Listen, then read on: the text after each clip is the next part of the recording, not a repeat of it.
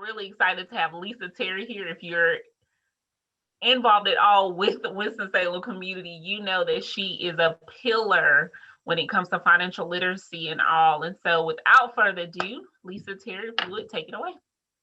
Thank you. I see familiar face. Hey, Willette. Hello, Miss Hazel. How are you today? Hey, Lisa.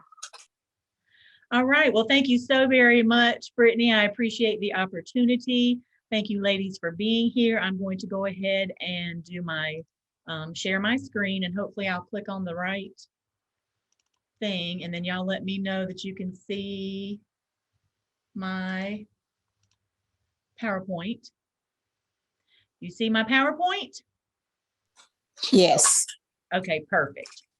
All right, so I understand that this has been a great week for Habitat for Humanity for their Women's Build, and I think it's an awesome opportunity for them to be able to provide extra resources, services, workshops, information for people in the community, and I'm very honored to be a part of this.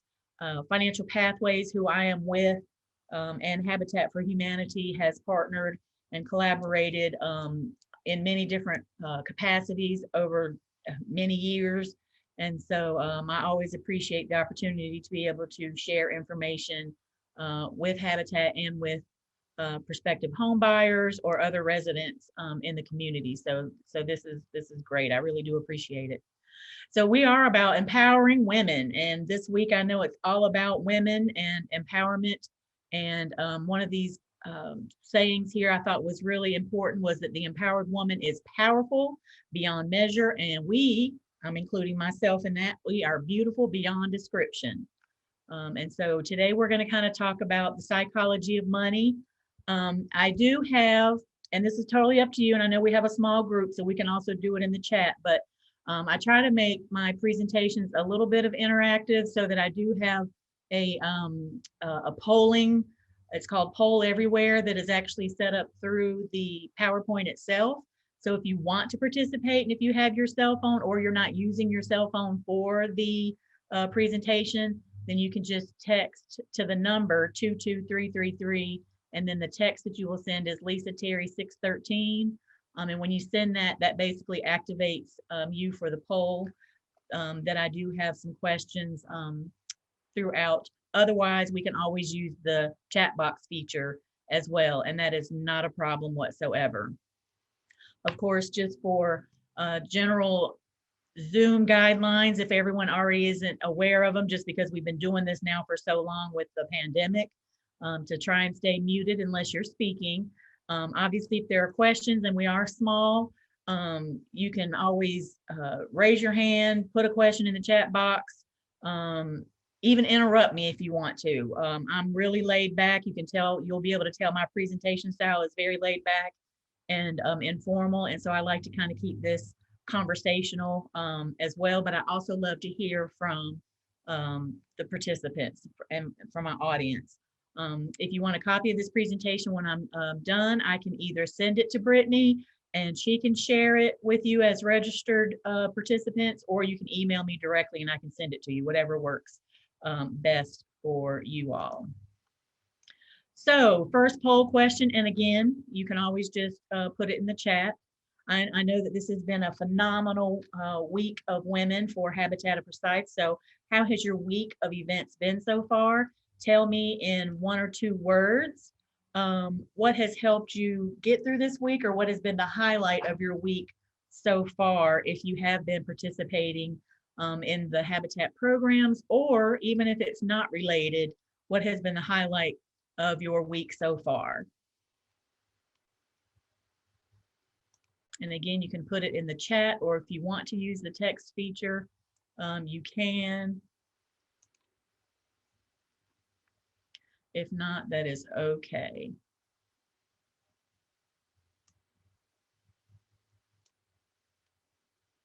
I know that for me personally, even though I hate that the sunshine is not out right now, but I've been excited to plan and prepare for this workshop today. But honestly, the highlight of my week so far is knowing that Saturday, my husband and I are going to just go to the mountains for a night getaway. So that's what I'm excited about. So learning from all the facilitators, the calls have been very encouraging and a good divider for throughout the day. Very good.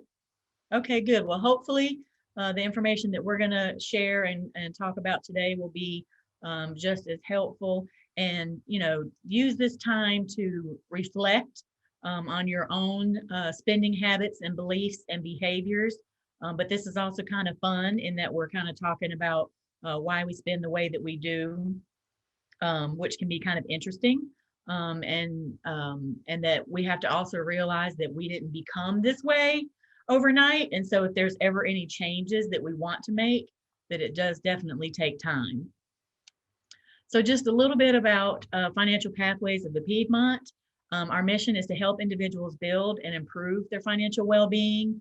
And just so that you are aware, and if you really think about it, financial well-being is not a measure of income, but how we as individuals manage our day-to-day expenses, how we are aware of financial concepts, how we're able to meet our financial goals, whatever they may be, because they're going to be different for every individual, and how we also absorb any type of financial shock, which of course is all of those wonderful unexpected emergencies that pop up.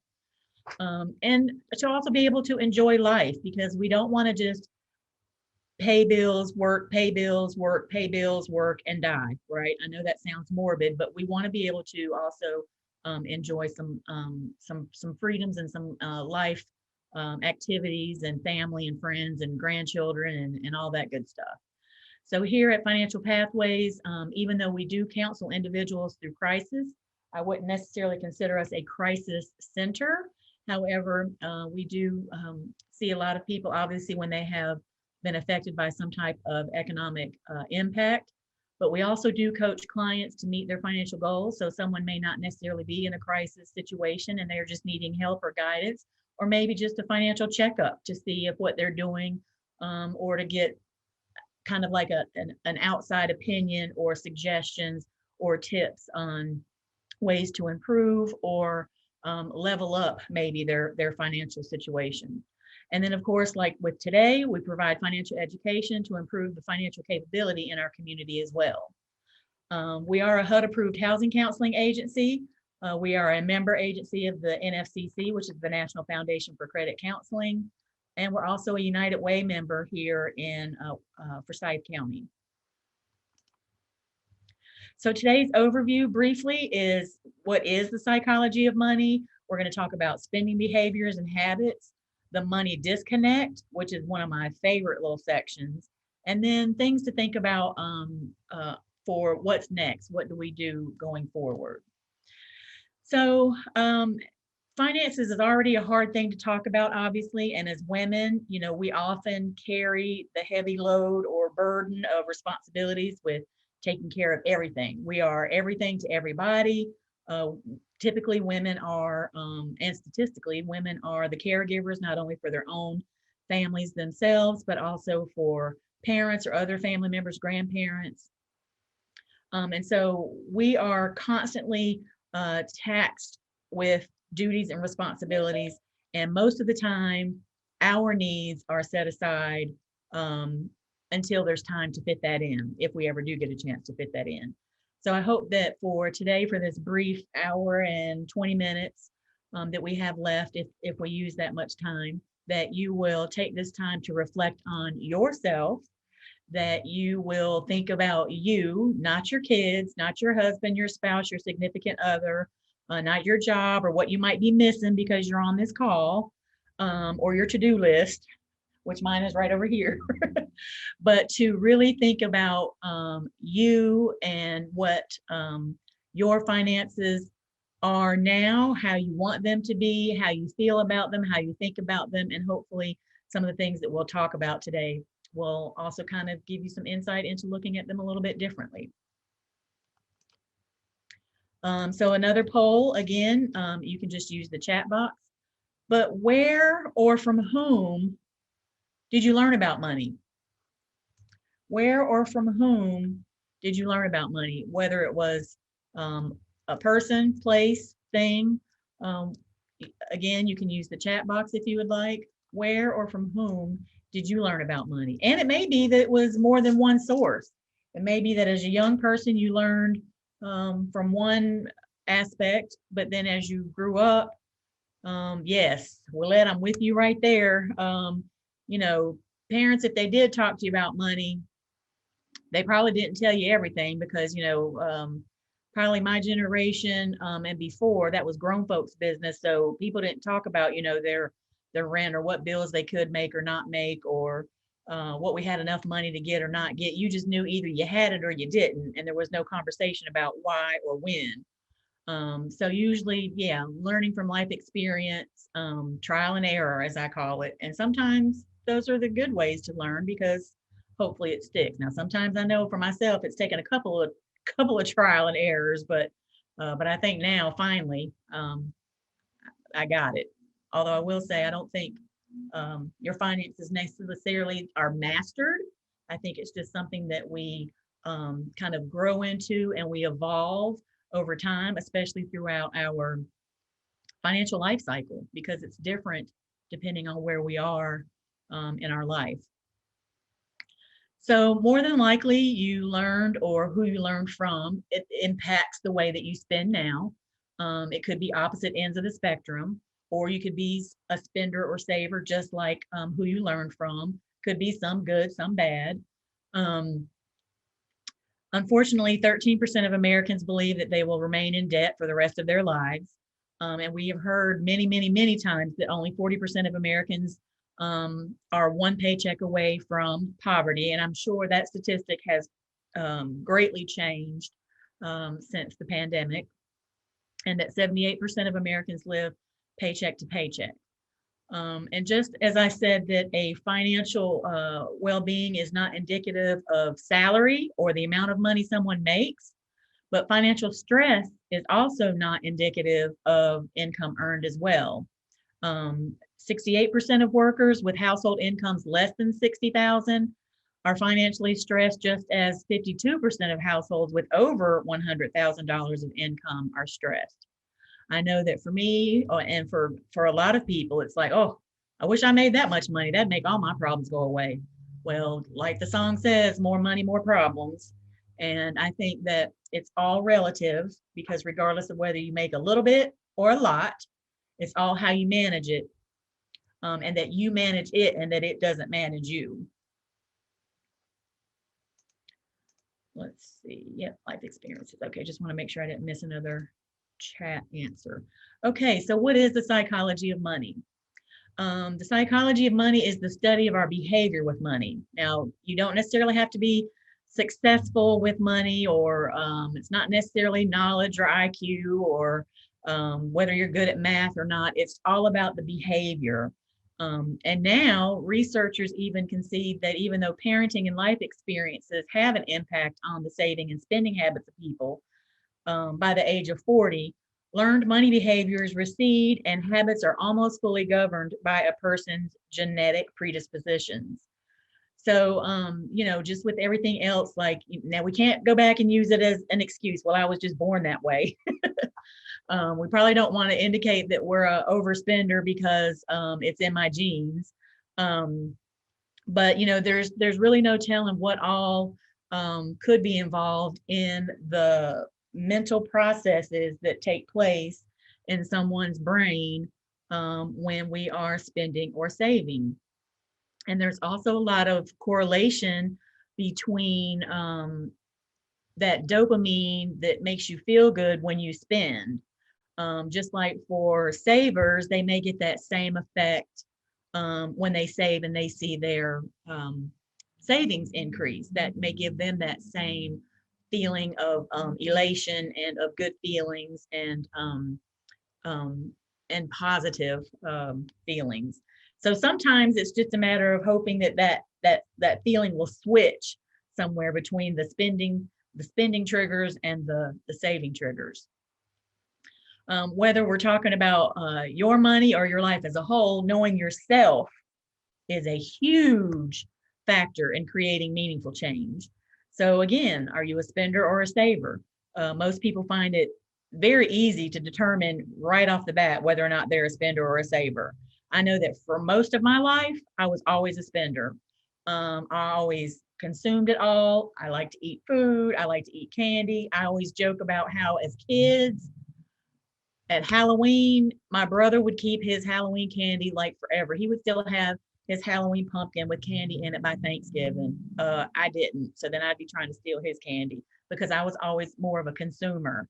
Um, and so you'll have people that will use up, consume, spend, or you may have others that will keep everything, that will save everything, that will have a stash of something. Or hopefully we have those that might be right in the middle. And I will say, I have kind of changed. I still like to spend, especially now that I'm a grandma, but I'm getting a lot better on the saving side, especially now that I am 50 and realize that I'm much more closer to retirement than I thought I would ever be 20 and 30 years ago. So the psychology is, of course, the scientific study of the mind and behavior. Behavior obviously is the way in which we act or conduct ourselves. And then behavioral economics is simply the psychology as it relates to how we make those financial decisions, kind of how we make what generates the process or the process that generates in making those financial decisions. What can be dangerous for spenders and savers is obviously going to the extreme. So if you are a spender and you spend everything, then obviously you're going to miss out on opportunities of saving for trips, big purchases, or other things. If you are a saver and you never spend it, then you're going to miss out on things because you're always hoarding and saving it. So we kind of need to think about, well, what is the point of it all? And that's where a lot of times our own personal goals is going to be the driver of our spending decisions. Then we also think about safety versus status.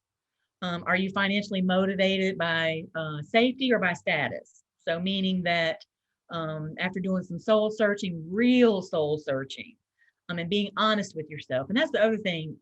We may know some things about ourselves, but we may project otherwise. And I think once we really get true to our self and what our motivations are, it can really be helpful in really knowing what our spending habits and behaviors are and why they are the way they are. So really being honest with yourself, I think, is a huge key. That way, it's gonna make your psychology of money work for you. It's not gonna manage you. You're going to be able to manage it. So people who value safety and want the security that money can bring, they may want to be able to withstand a job loss, or if there's an unexpected emergency, or the fear that something could happen. That could be an extreme. So they hoard everything just in case something happens, but then they're not really living. Medical emergencies, or just even a change or a dip in income. If you're a safety person, you need to watch out for living in fear, because fear obviously can keep you from giving generously, investing in retirement, or even spending the money on a new pair of shoes when obviously the ones that you're wearing may need to be replaced. If money is about status, then that's how they measure success. So the amount of money they have affects the type of home they're going to live in, the activities they're involved in, and their ability to go on that dream vacation. And I'm sure we have all heard before the term keeping up with the Joneses, right? So when we think about early life experiences with money, how it may have evolved into current day habits, there's probably many different things that we know we can do better. But for one reason or another, we don't. We still may make maybe some sketchy choices sometimes with spending money. So to break bad habits, consider how they make you feel. Has anyone ever experienced buyer's remorse? Have you ever purchased something and you were elated and just happy and giddy in the store? You get in the car and it's like, as you're going home, the realization, starts daunting that, maybe I shouldn't have bought that. And then by the time you get home, now you're completely guilty that you purchased it because you didn't really need it. Maybe it was on sale and you just wanted to buy it because it was on sale. I mean, how many pairs of black shoes does one person need? Speaking from someone who has a lot of different black pairs of shoes. So what's one of maybe your not so great choice that you may have made with money that turned into some buyer's remorse? Does anybody have an example they would like to share, or you can chat, or you can speak up, unmute yourself and speak would be great.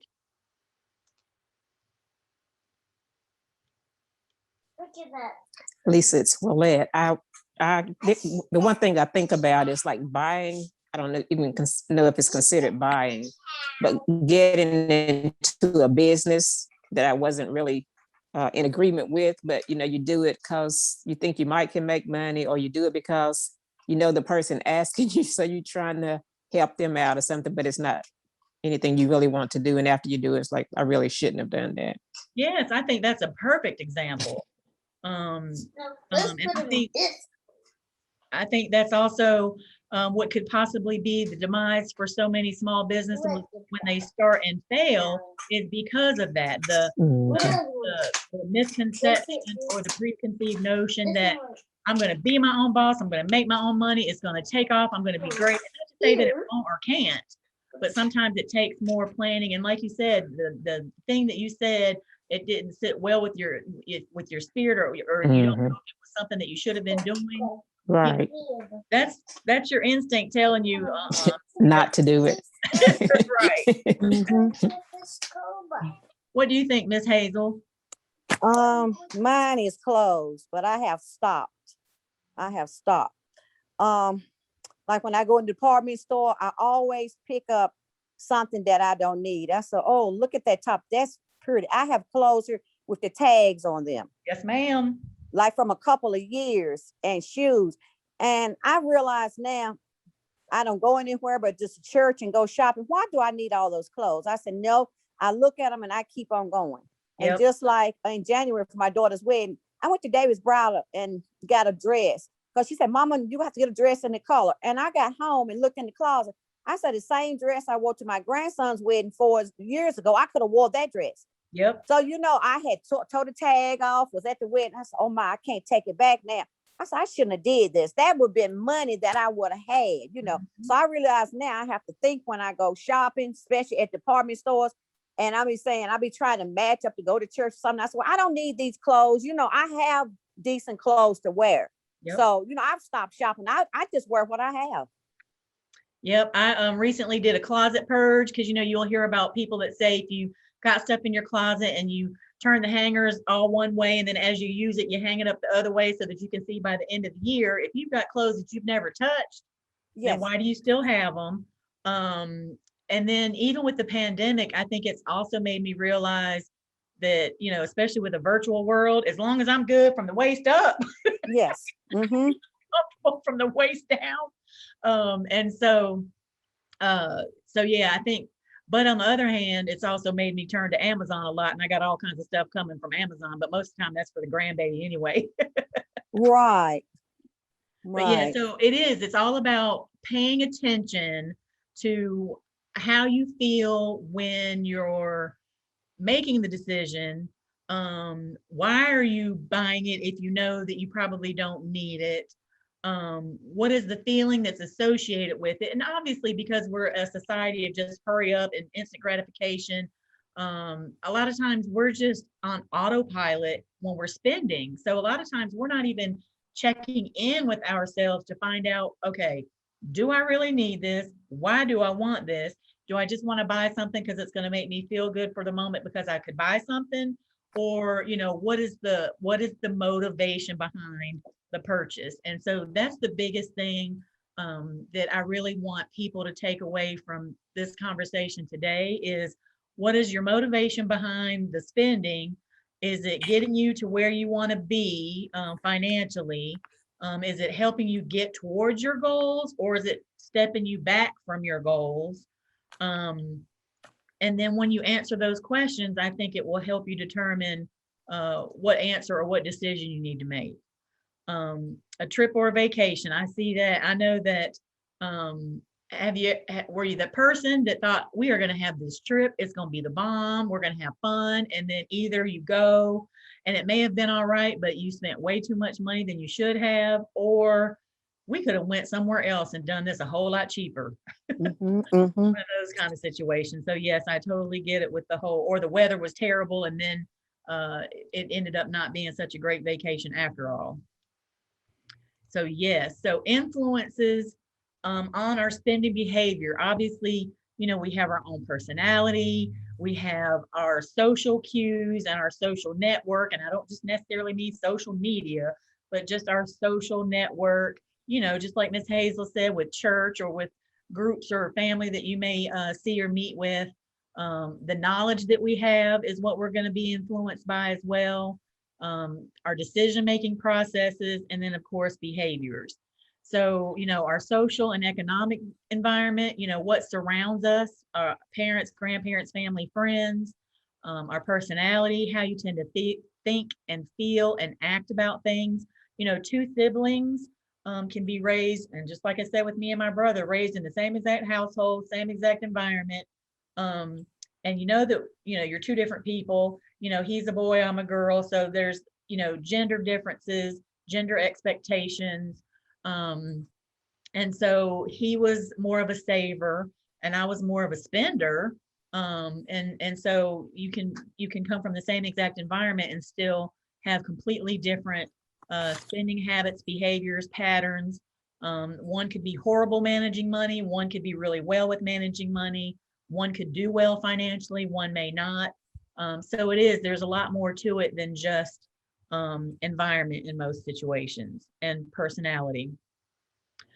Decision, how we make decisions, what we know and what we don't know. Sometimes we don't know what we don't know. And I know that we hear that and it may not make sense to people, but if you don't know something, or if you don't know what the repercussions or the consequences are of making a particular financial decision, then you're not going to know until you've actually learned from it. A prime example for a big one in the state of North Carolina for many, many years was payday lending. It may have sounded great for someone that was in an immediate crisis that needed a really quick loan to get past something or whatever, but then realizing afterwards how expensive that loan ended up being, and that maybe if they just pause for a second and try to think about other potential resources or assistance that may have been available, or asked a family member, it may have saved some financial woes. And I'm only speaking of that because I myself am familiar with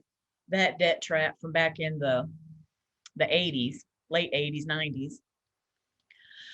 Lived experience, obviously, I think that too, it's true that we have like financial life cycles or financial stages. So, when we're young, we may not have our own money yet that we are earning or spending. We think our parents or whoever is raising us are ATM machines, or we just think that money comes and we want something and we, get it, or we don't. So depending on how that happens. And then we may have gotten our first job. So now we realize, oh, well, just because I make this an hour, by the time my check comes, I don't even realize that taxes come out and this comes out. So now I really have less than what I thought. So then they start realizing the value of their money and making their decisions differently, because now it's their money versus mom and dad's money.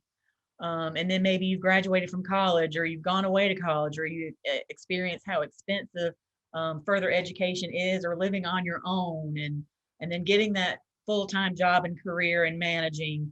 And then now I'm kind of like at what I would like to say, the crest of the hill, where it's like, ooh, now I'm thinking about retirement and what that's going to look like. So I think that we definitely have financial life cycles that we have to take into consideration when we're talking about our financial picture, and whether or not we're taking care of children, whether it's just us, whether there's a spouse, whether we're taking care of our parents, grandchildren, other family members, etc. And everybody's situation is different. So deciding which bad spending habits you want to break first, take a look at your bank account. Now, and that's part of what will be in the money disconnect section of the presentation. We are such an automated, robotic swiper system now that most people who probably receive bank statements, if you're not getting them old school in the mail and you're getting them through e-statements, probably aren't even looking at them. And so I think that there's a lot of great strides towards technology, but I think it has also impacted the way that we manage our finances.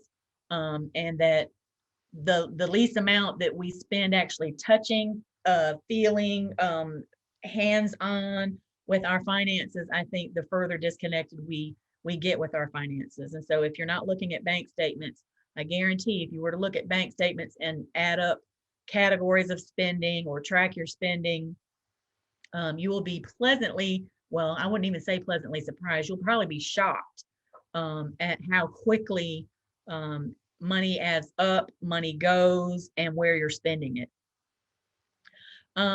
You know, starting small with habits that you want to change or break. Going over different bills, statements. I know cell phones have changed over the years, so it's not necessarily a lot about minutes and data anymore as it once was, but still there are certain plans that you need to take into consideration what's going to be better beneficial for you financially. Are you eating out more than cooking at home? I'm not saying that's right or wrong, but looking at your food budget, if that's perfect for you, then that works for you. I know I've been guilty of going to pick up groceries and then I hit a drive-through on the way home because now it's like, now I got to go home and unload them and then figure out what I want to cook. So, you know, I'm just as guilty of it as well. And it's all about convenience sometimes too. You know, we're always busy, especially women. We want convenience. A lot of times we want quick. So sometimes that also drives our decisions. Buying duplicate items, shopping impulsively, shopping online, shopping sales just because you love the thrill of a good deal. So figuring out what's going to work for you. I've told myself and my husband that I need to, I don't know if I can put a block on my Amazon app, like after a certain time, because sometimes I just like to scroll. But you know, it can be addictive, and there's statistics that show that social media and cell phone usage is addictive. So then you throw in the ability to be able to shop, buy food, send money, all these other things that we can attach to it. It can kind of be a mixture of a bad storm. So how and why we spend, a lot of what we do is totally unconscious. We don't even realize that we're doing it. It's all done subconsciously. We just like how we can get in the car and we know we're going to go to work and we just go, we don't have to think about it. Or I know that when we first moved in this building on North Point Boulevard, we were further up North Point when we first moved to this building, and we had already been here for a while. I literally passed the building and my car was heading to the old building because just out of habit or routine, or, you know, not even kind of thinking, you're driving and you're driving safely, but sometimes you don't even realize that subconsciously you are, you know, doing things that you just have always been used to doing. So consciously you can plan, you're more deliberate.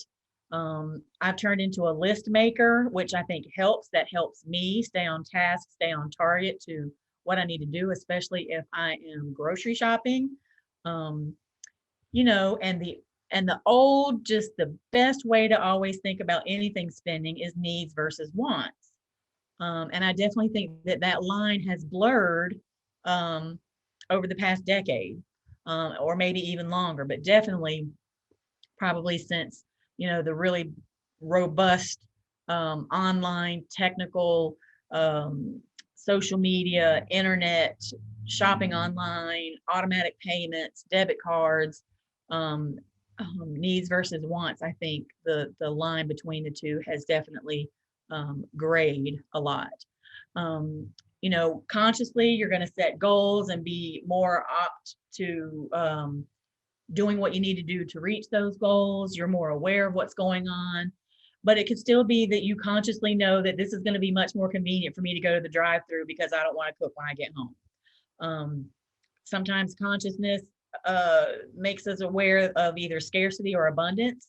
think about what happened at the beginning of the pandemic with the toilet paper scarcity. Everybody was just, bum rushing all the grocery stores, and you couldn't find toilet paper for miles and miles, and you couldn't even order it online anymore because it was just out everywhere, because of scarcity or because the fear of there being scarcity. So everybody buys abundance of it to make sure that they have enough. Our money mindsets. The psychology of money is the study of our behavior, as we indicated. And between 40 and 80%, and that's a lot when you think about it, between 40 and 80% of purchases are impulse buys.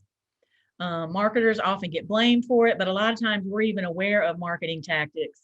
But sometimes, it still happens. Prime example, when you go to the grocery store and you just need to grab milk, where's the milk?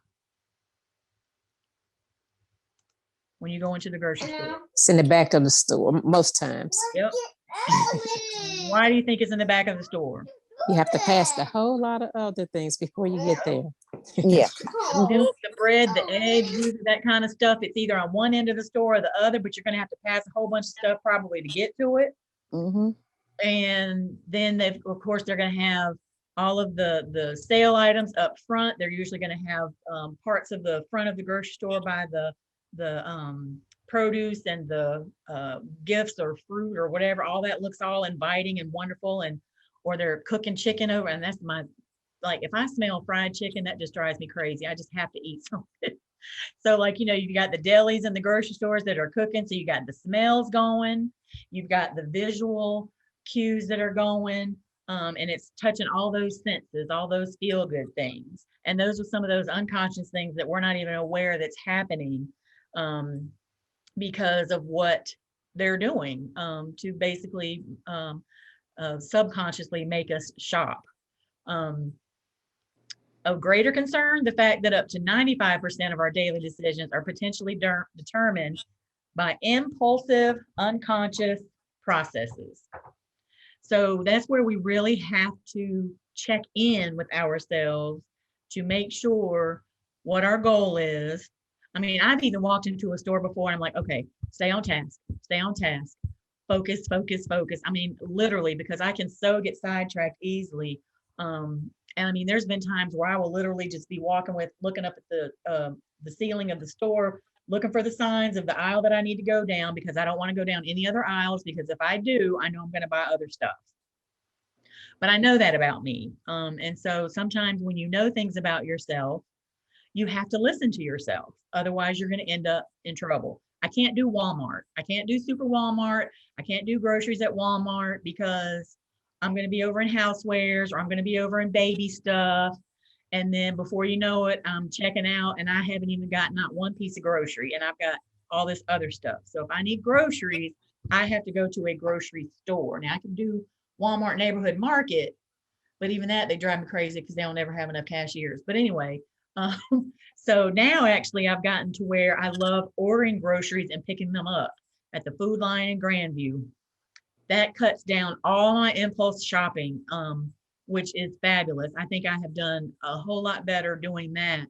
And just $1.99 fee is a piece of cake compared to probably what I would spend impulsively if I was in the store directly. Let's see, mindsets. It can be an overriding attitude that you have about your finances. It can drive you on how to make those key decisions every day.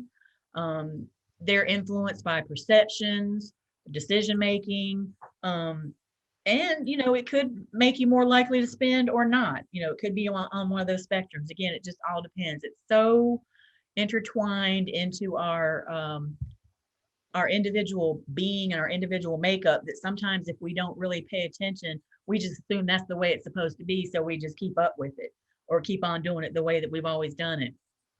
But I think we have a lot more control than we realize, and that we have to be the ones to check ourselves. So when I talk about awareness, I'm talking about, like, what are your triggers? Like, I know not to go to the grocery store hungry. That is not going to work. I know that if I don't make a list, that might get me in trouble. If I know that I'm going to go pick up baby clothes, I either need to have a list, or if I know it's just going to be a blowout, then it's just going to be a blowout, or I just don't look. Back in the day of always going to the mall, people that would go to the mall all the time just to go to the mall. I don't want to go shopping if I don't need to spend money. If I don't need to spend money, then I'm not going to go somewhere where you're going to be tempted to spend money. I just think that personally for me is just not a good step for me. Are there any particular triggers or either conscious or unconscious things that you guys think about with regards to yourself that you would like to share? Well, Lisa, I think mine are a lot like yours. A lot of the things you just said. I know that I've never liked shopping. I know that's not what you said, but to say that, I'm saying that I if I don't have the money to spend, I'm not going. And then I know myself, I like to make lists too, because it helps me to stay on task. I don't know, just about everything you said, it was about the same for me. Mm-hmm.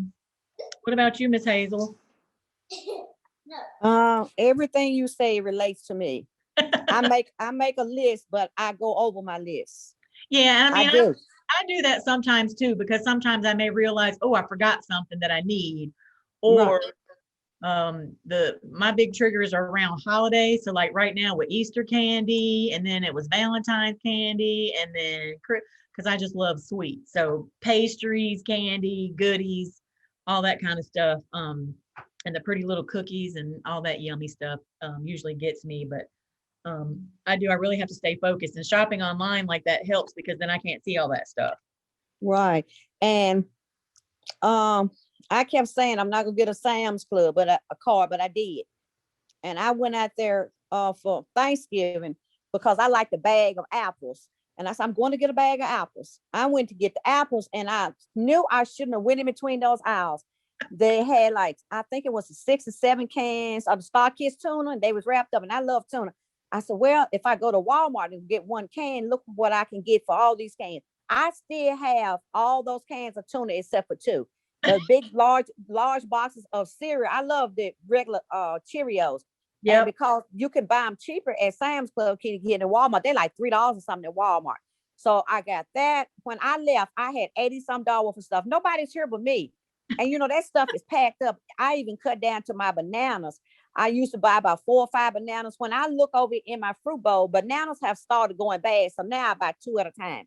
Because I live right across the street from the neighborhood Walmart. I can just walk over there and pick up a few things. But I've learned, you know, when I go in the store, I try not to, but I haven't really did it. My problem is I go in between the aisles to see what's, you know, they have put on the aisle. In the center aisles at the neighborhood Walmart, that's where they get me. They'll put things that they have reduced and stuff, and I get it in bulks, you know. And spending is my biggest problem, you know. With saving, that's what I'm gonna save this, and I say, oh, I need this, and I go to the store and I see something else. I said, well, I'm gonna get paid soon. I can put that money back. Yeah, but that's my biggest problem. Like you said, I don't stay on my list. I always go over.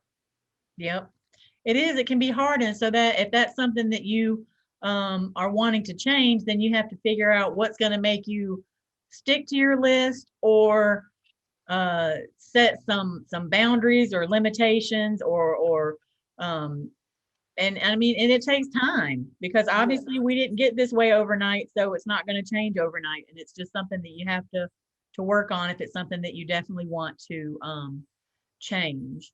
You know, it can be hard to create new habits or to change bad habits. Everyone wants to be able to cultivate better money habits, but people often forget that spending habits are just that. They are spending habits. We all have habits, whether they're good or bad. And it's acquired behavior pattern that we do it so often, it just becomes an involuntary action. So it could be, some examples could be that, you know, I get paid and I immediately buy lunch that day or something, or I immediately spend money right after I get paid, or and I know it's always funny because I used to be like, I would spend it rapidly when I would first get it, and then when I get down to that last $20-$40, well, I could really pinch it. I could pinch that money and make it last. So I needed to like flip that behavior and start pinching from the beginning so that I wouldn't feel like I was stressed at the end and having to feel that way. But again, that is something that you have to retrain your brain to think about. Because if you've always used to be, doing something the way you've been doing it, it takes time to change. Same thing with buying souvenirs. Me and my husband go to the beach. We go to very boring, simple Carolina beach every year, because when I go to the beach, I literally go to the beach. I don't want to go shopping. We might go out to eat once, but we always get a room where I can just kind of cook there or whatever. But I always get a t-shirt. Why do I need to get a t-shirt every time I go to the beach? Now, mind you, usually it will be the ones that are on the sale rack. And I probably have way too many t-shirts, but just because I always feel like, and I was kind of raised that way too, is when you go somewhere, you buy a souvenir. But of course that was when mom and dad were buying them, but now, here I am buying them. So just thinking about different ways to handle your money differently. And perhaps, being a saver may feel less satisfying for some, but it may be totally gratifying for others. I know that even shopping sometimes and seeing stuff, I've even been in a store before and I've had stuff in my basket and I was just like, what am I doing? I'm just here just because I'm here. And I have literally left the basket in the middle of the aisle and I've left before because just something was like, I don't need anything in this basket. I'm here just because I'm here, just because I want to shop or walk around or buy stuff. And I don't need none of this stuff. I don't feel like fooling with it. And so I've actually left before. It's weird. Maybe that's just like my inner voice saying, go home. You don't need this stuff. And sometimes we have to listen to that. And it could be that maybe we're compulsive shopaholics. I know I had a friend in high school who had probably, or after high school, from high school, but I knew her since high school. She probably had a credit card from every store at the mall back in the 90s. And some people are, like to shop, and there's nothing wrong with that if your budget can handle it. And if you're also able to reach the goals that you want to reach. If you're wanting to save money because you want to buy a house, but you can't save because you shop, then you may not be ready to buy a house yet. And that's okay. But just know that, in order to do something, you have to usually do something different. Money management lessons that we learned as kids, they probably change over time. Spenders and savers in the same family, kids who grew up in poverty and still develop great wealth. And then you have heirs who blow the family fortune. So there are still so many different integral things that happen that have to do with kind of our whole psychology of money, behind spending, behind behaviors. And actually, I had found this really interesting article from the National Institute of Health that kind of linked, like I said before, about the dopamine, that the pleasure-based habits are particularly difficult to break because the enjoyable behavior prompts your brain to release dopamine. And dopamine is that reward signal or feeling that strengthens that habit and creates the craving to do it again. So every time you do something that makes you feel good, the next time you may have to buy 2 shirts or 2 blouses instead of 1 because just one's not going to do it. Just like, with any kind of addictive behavior, you need more and more and more to feel that pleasure sensor because just the minimum is not going to do it anymore. So that ends up creating a very vicious cycle of addiction. And we know that there's shoppers that can be addictive. Gambling can be addictive. We already know drugs and alcohol.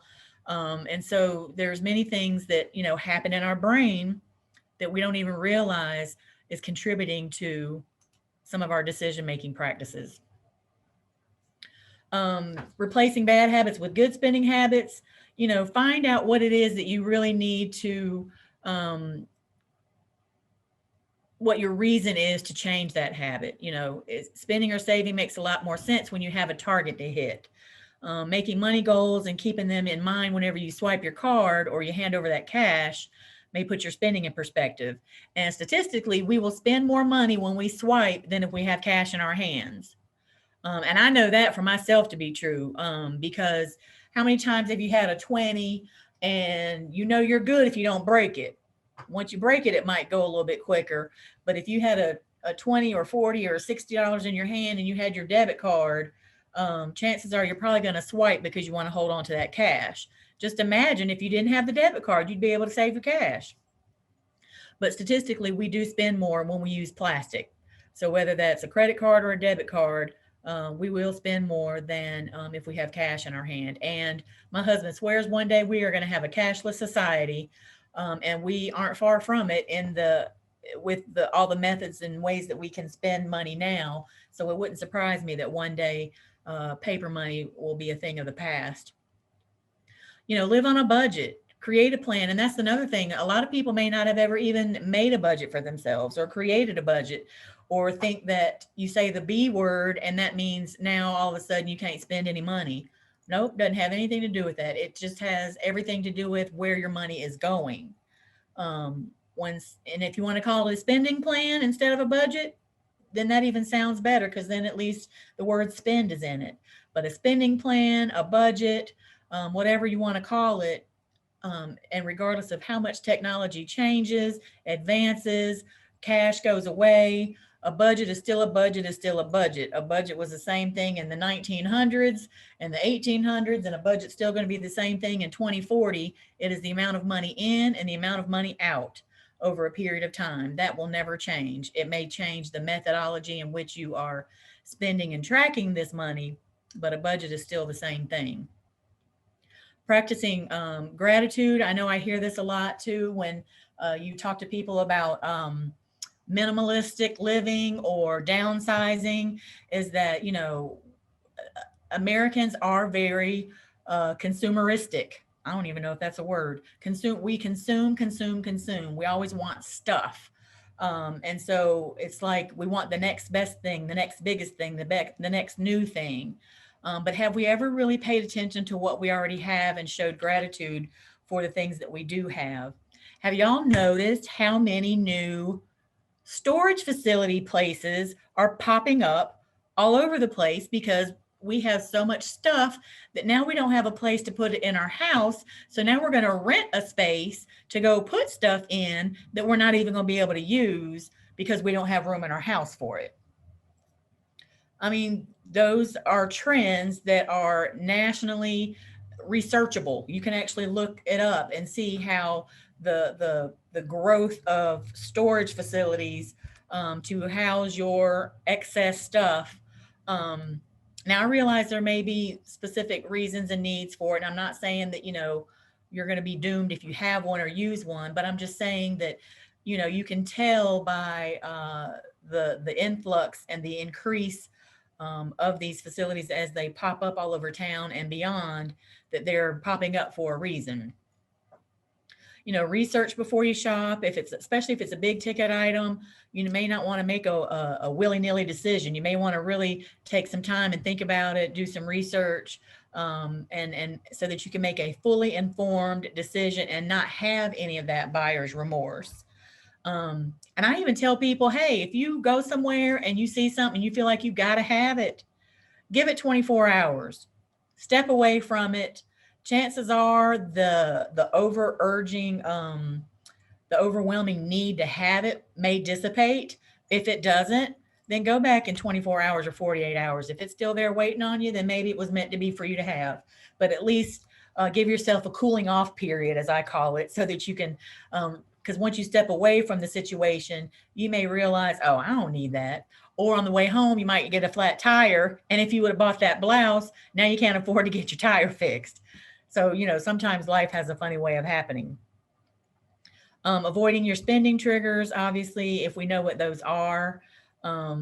Bakery smells and food smells, that just does it for me. It just, finding an accountability partner. And it doesn't necessarily mean that you have to spill your guts and tell them everything about all of your finances and how much money you make and how much you're spending, but maybe you just need somebody to talk to about, well, what do you do to curb your spending? Or I see you've been able to do XYZ. What are you doing to do that? Or whether it's your spouse, whether it's someone that you trust, whether it's a neutral party, you know, finding someone that may be able to help you stay on task.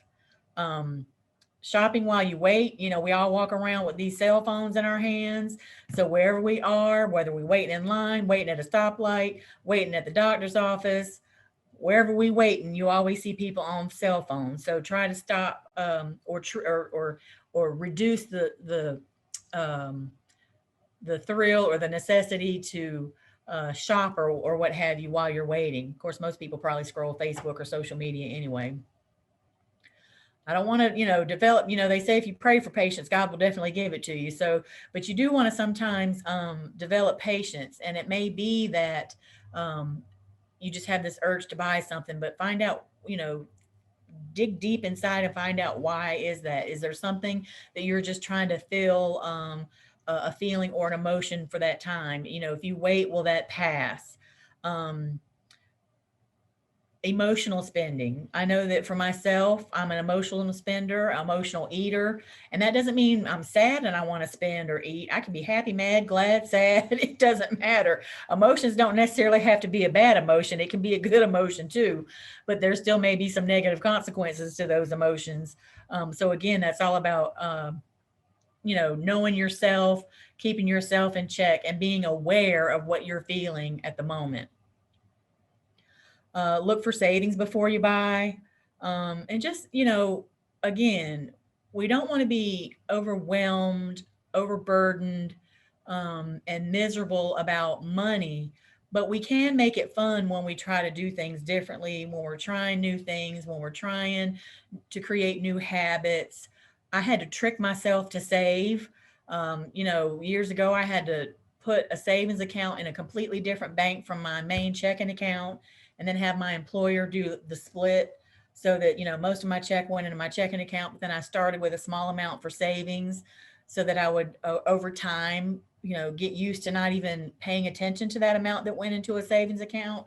And now literally I only live off of, if you will, that amount that goes into my checking account. I don't even consider that money that goes into my savings account anymore. Now it's taken me a long time to get to that point, but now it's almost like something did switch, and I like to see it growing and realizing that I have money saved that I've never had saved before, and that makes me feel really good knowing that something can happen and I can cover it. So you walk around a little bit differently because you're not sweating that if something were to happen unexpectedly, that, oh my God, what would I be able to do? It's not like I'm living in fear of, oh, I just don't need this to happen, because I know that if something were to happen, I can cover it. Now, of course, I would hate that I would have to spend it on that unexpected emergency, but I would much rather have that than putting on a credit card that may cost more because of interest or borrowing it from a family member. But then I just have to make a plan on replenishing that savings that I have had to dip into. And we know that creating habits or new habits take time.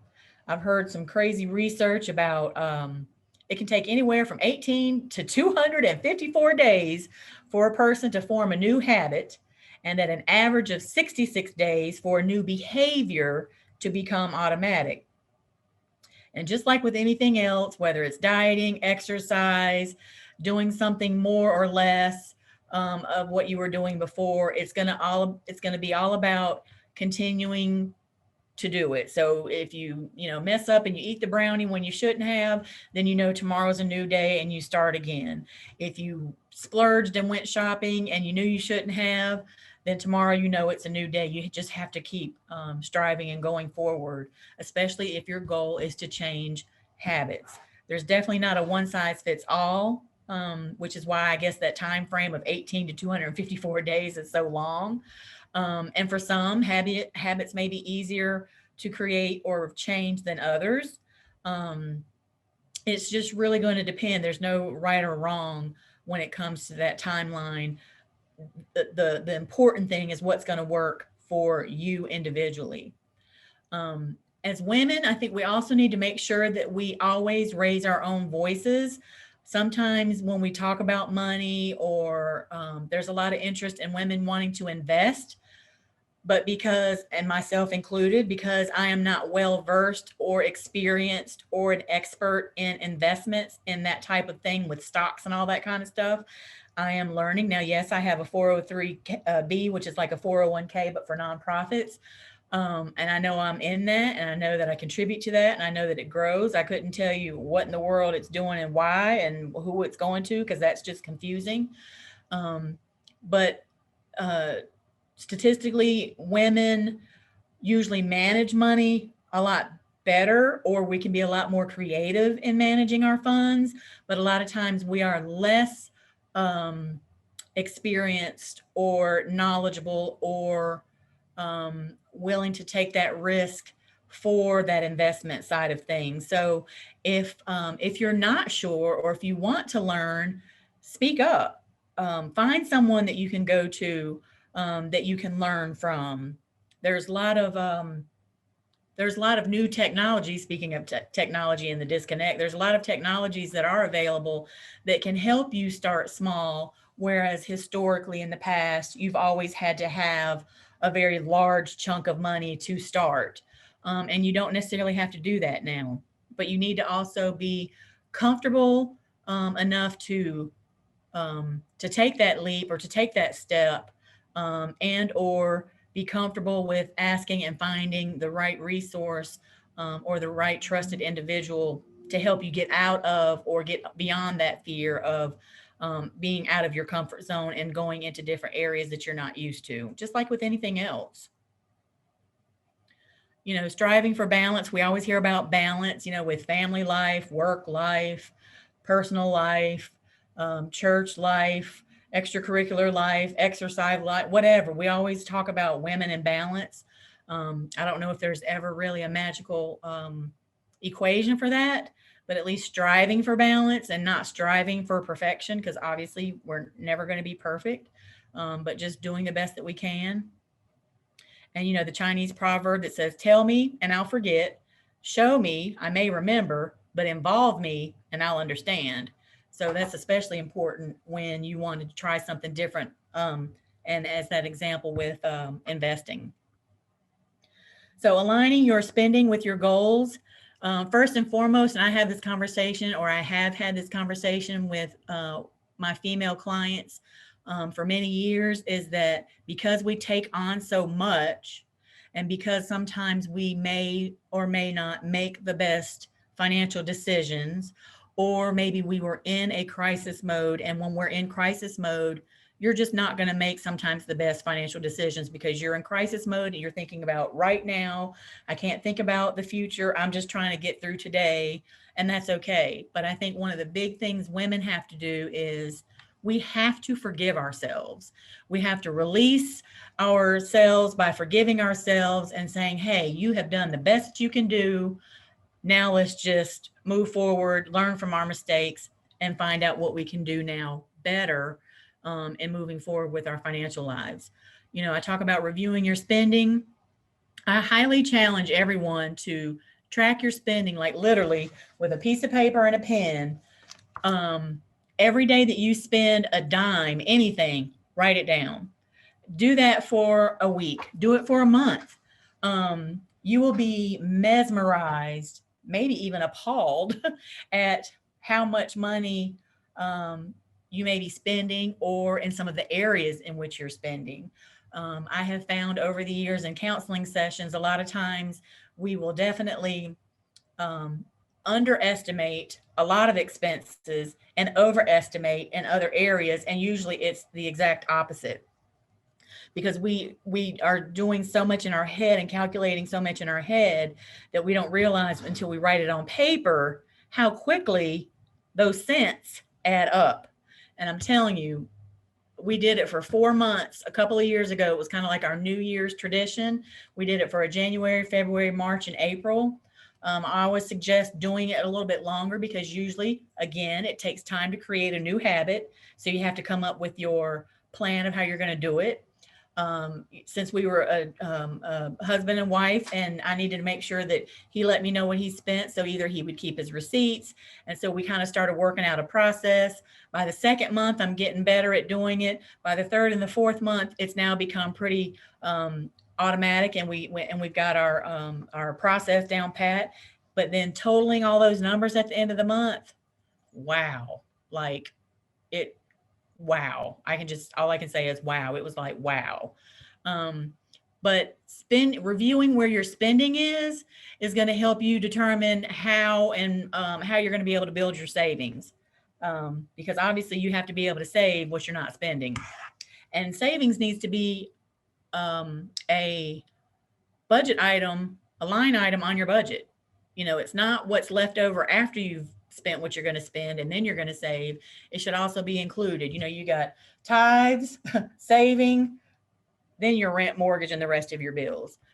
Again, that can be a personal choice, but being able to identify and prioritizing your line items on your budget will also prioritize where you're putting your money. I'm sure everyone has heard about SMART goals, being very specific. Is it measurable, achievable, realistic, and timely?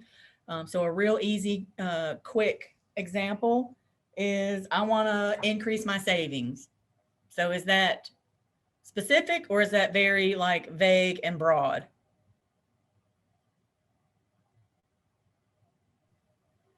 I would say vague, a little. It's very vague, right?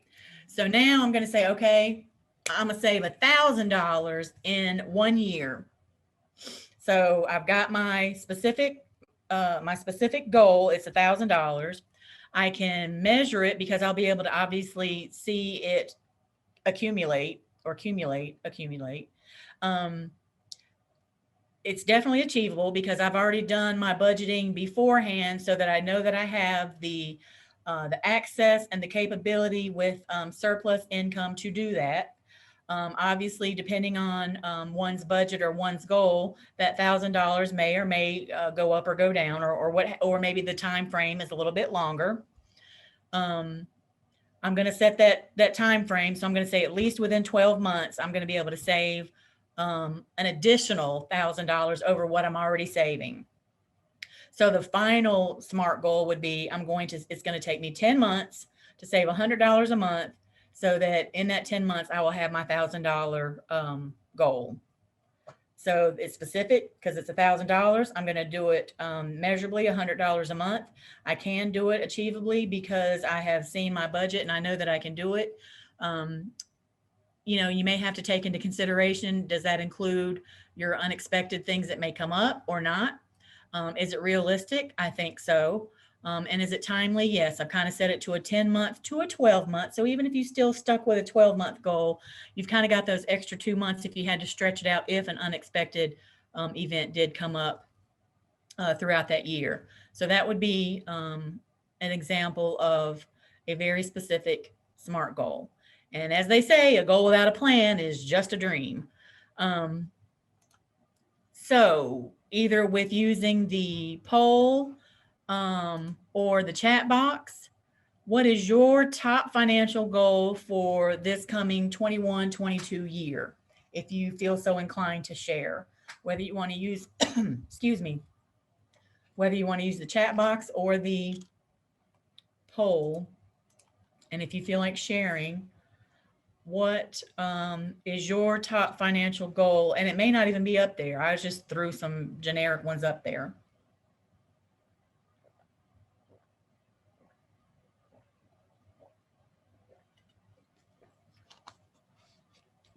Come on now, I know somebody better have a goal. Even if you just thought about it right now. And it doesn't have to be some big magnanimous goal either. It could be Miss Hazel decided she's only going to get 3 things that aren't on her list instead of 10.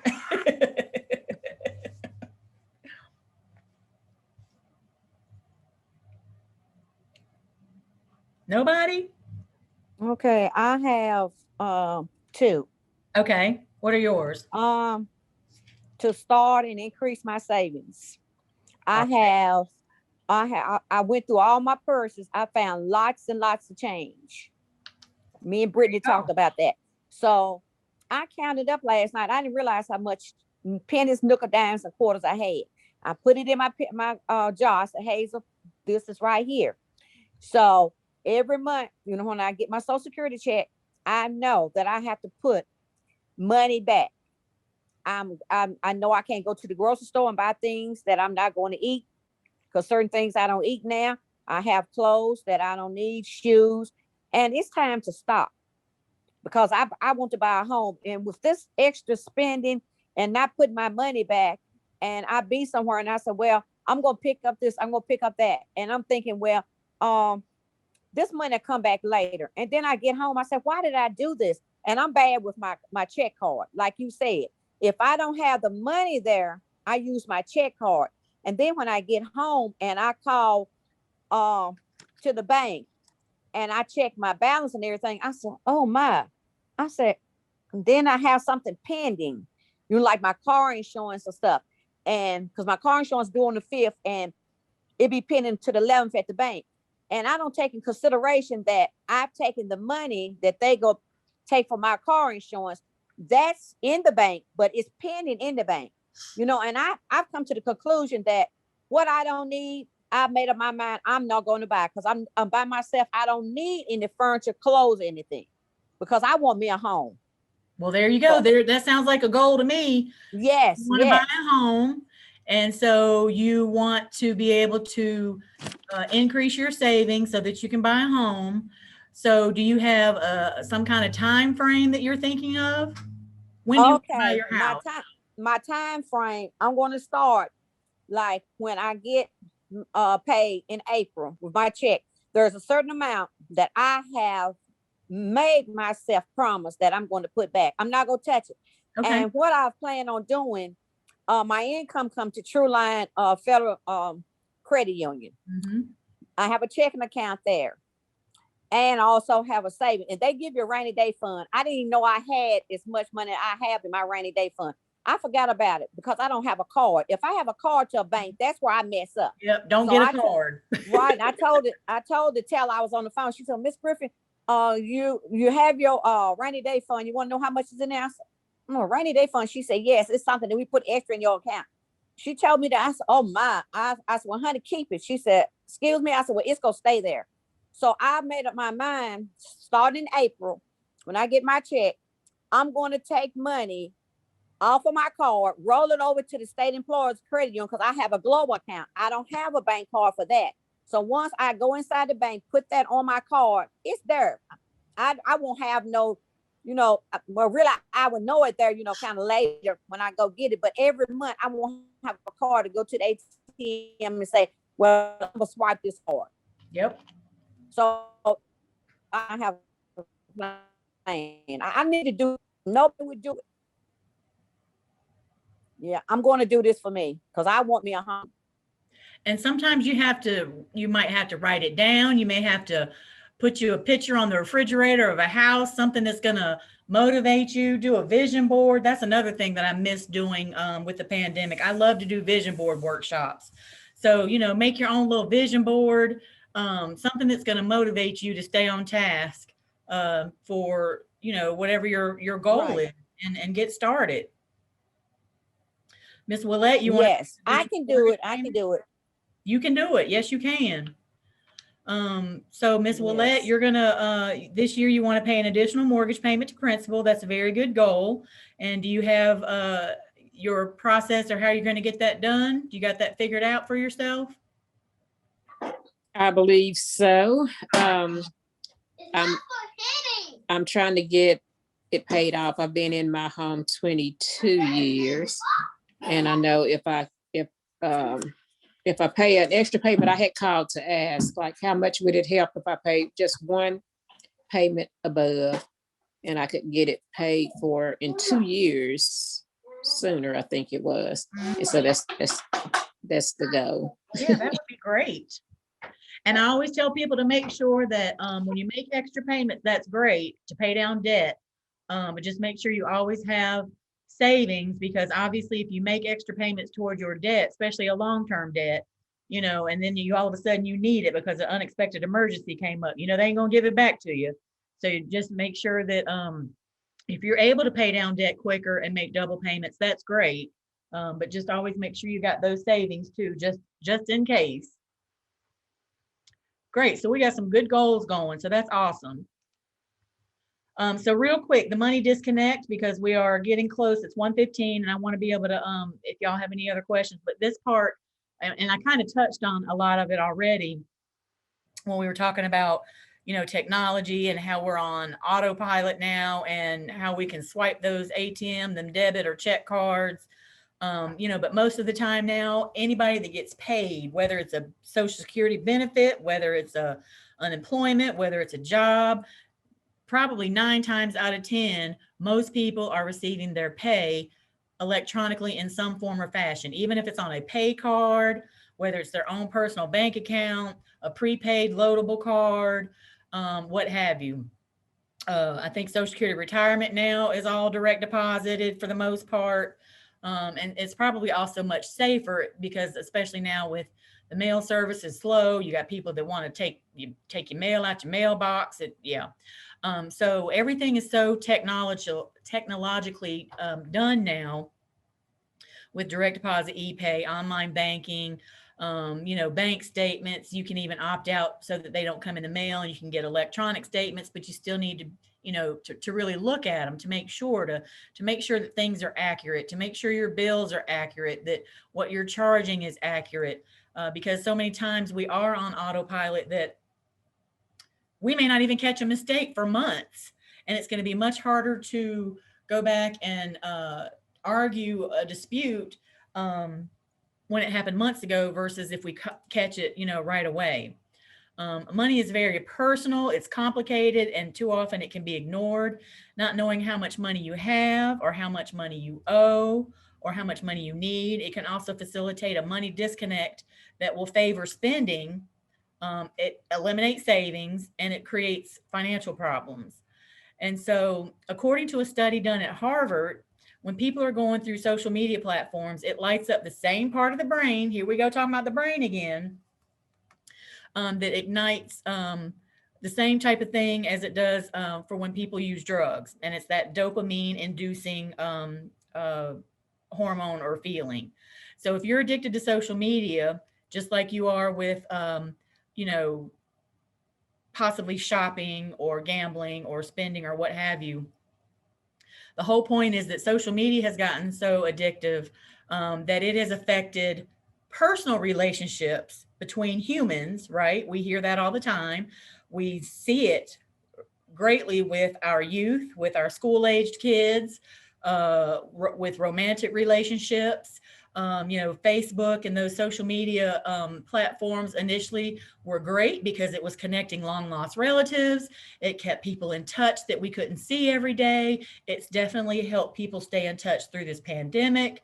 But then you also hear all the time about, young girls that are being persuaded or hooked in some false sense of relationship with, inappropriate aged men and just crazy things that happen to where social media and likes, how many girls are getting liked or getting photo comments or positive comments, that it's also affecting self-esteem and all of those kinds of things.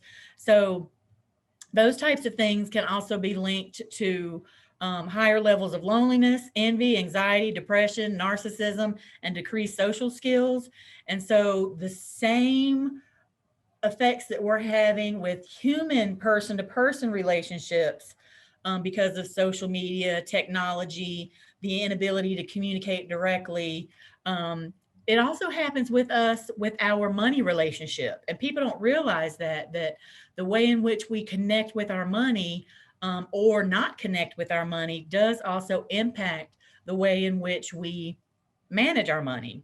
And like I said earlier about this whole keeping up with the Joneses, we now have this whole hybrid digital version of keeping up with the Joneses, because of course on social media, you have people that are always posting, well, most of the time, all the pleasant memories or the fabulous vacations or the new clothes or the new shoes, but we don't really see what's happening in real life when the camera's off or when the photos aren't being taken, or where there may be abuse that's happening, or unhappiness or loneliness, or etc. So there was actually a study where they talked to men and women from ranges of the age of 28 to 73 that are active social media users, and found that 60% of people using social media reported that it has impacted their self-esteem in a negative way.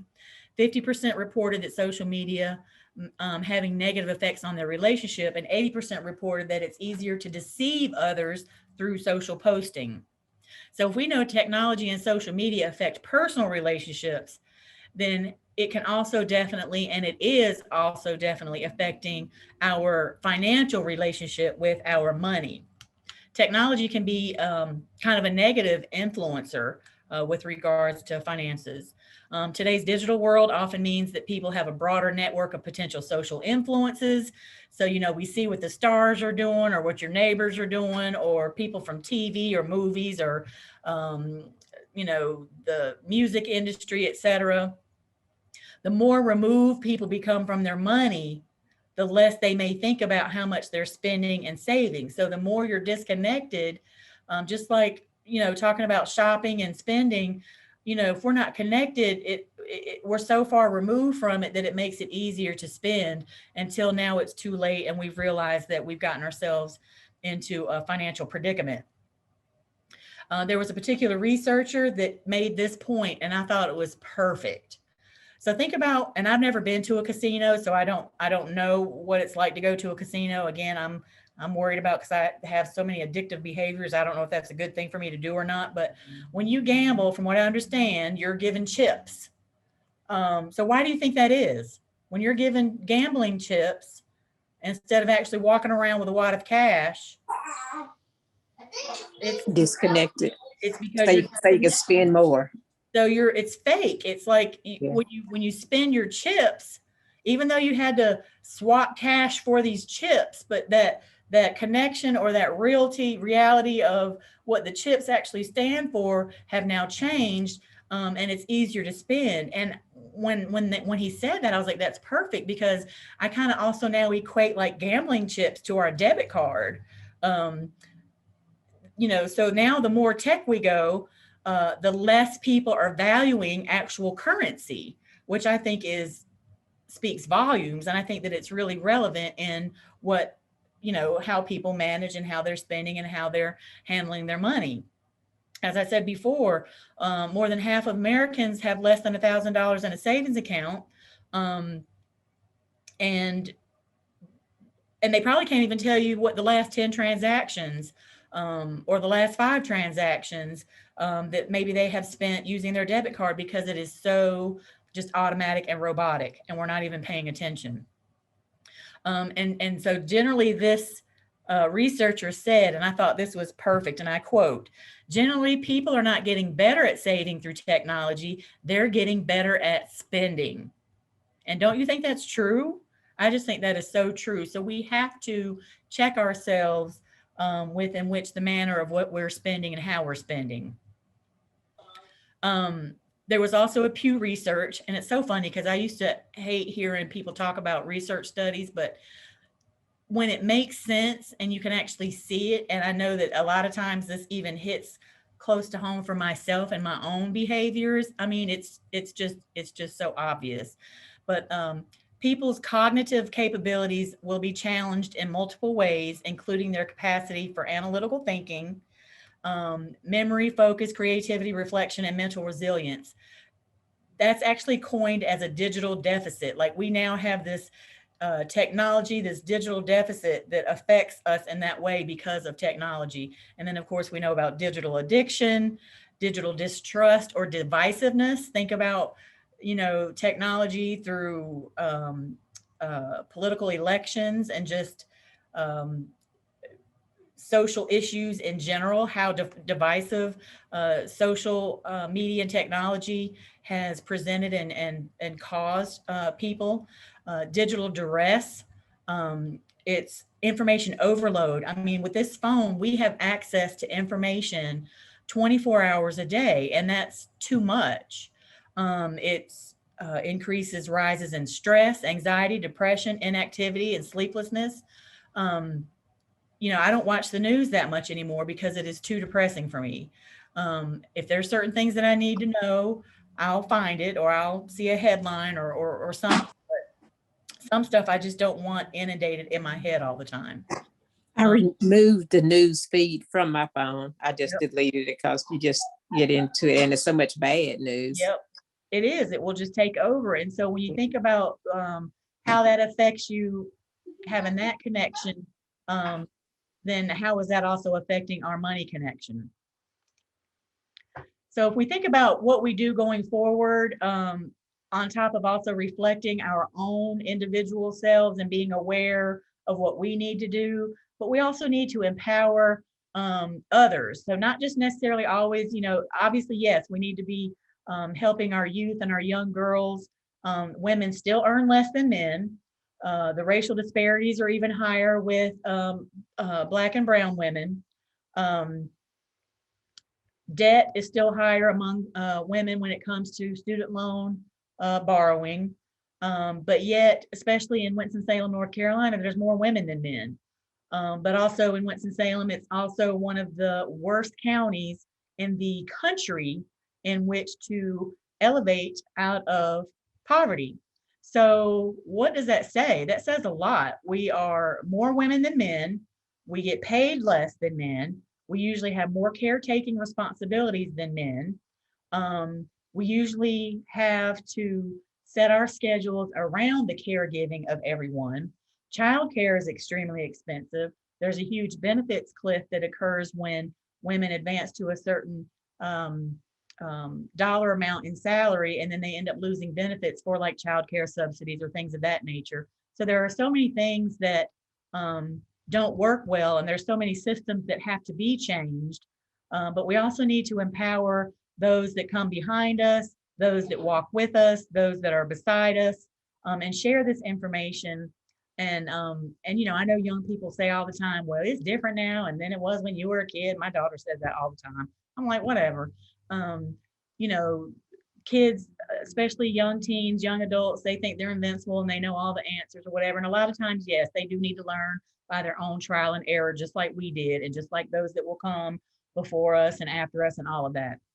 But just, starting these conversations about, what the magic of compound interest is, and always putting herself first, teaching her about an emergency fund and how important it is to save first and to pay yourself first. And when I used to hear pay yourself first, I thought that meant go shopping, and that is not what that means. Paying yourself first means putting something away for later. So whether that's a rainy day fund, an unexpected emergency fund, or you may have a couple of different buckets that you're saving for different things. Do that, encourage the entrepreneurial spirit, but that it's done in a way that is also encouraging reaching out for additional assistance, advice, information, education, mentoring. There's great services, especially in Winston-Salem, Forsyth County, around small businesses. And another thing is, a lot of times we know our value, or maybe we don't, but at the same time, it may be hard for women to ask for a raise, voice here, let your voice be heard. Put it down on paper, what you started with, what you've now acquired since you've been there, how this may fare. Now, you may or may not get it, or you may get something less, but at least, when you have the information to back up the additional skill sets or roles that you have added onto your initial job when you first started, these are things that we need to also speak for ourselves. Men do it, they got a problem with it. But we, for some reason, don't. And so we need to get comfortable in knowing that it's okay to ask for a raise. Explaining credit, the importance of it, even if they may not get it all right now, but just right now. And I'll tell you, I'm not the best with my own daughter. I have given her basically the fear of God about credit, just so that she won't apply for anything, because I just don't want it to mess her up like it did with me when I was younger. Show her why and how things behind family decisions can impact either the right now or future generations. And above all, lead by example. I got a bunch of resources and links, which is why if you do want a copy of this PowerPoint, Brittany, I'll probably just mail it to you or email it to you, but you feel free to also email me if you are interested. There's a lot of little goal worksheets, little spending habit and money type quizzes and questionnaires, little things that you can do for yourself. But reconnect with your finances, find out what works for you, be aware of your spending triggers, think before you spend. When you mess up, keep trying.